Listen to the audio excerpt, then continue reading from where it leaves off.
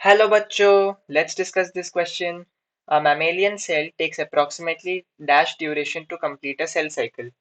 A 90 minutes, B 24 hours, C 24 days या D 12 hours. इस question को सॉल्व करने का जो की कॉन्सेप्ट है वो है आपके सेल साइकिल के ड्यूरेशन को समझना।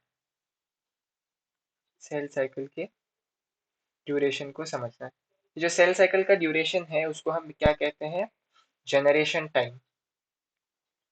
और इसे हम कैसे मेजर करते हैं?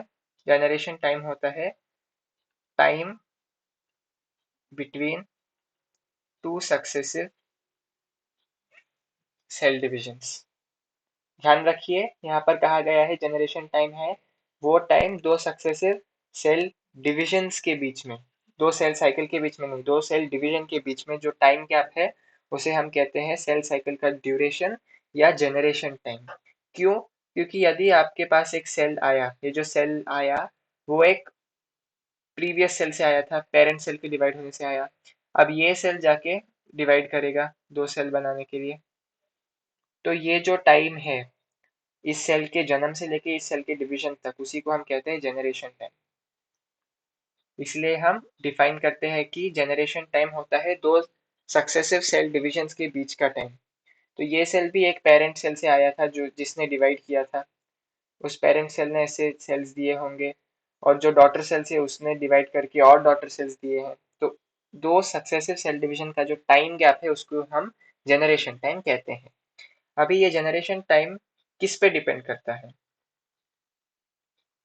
वो डिपेंड करता है कुछ फैक्टर्स जैसे कि टेम्परेचर क्या है, वो डिपेंड करता है ऑक्सीजन की सप्लाई के ऊपर, कभी कभी वो डिपेंड कर सकता है फूड मटेरियल्स के सप्लाई के ऊपर।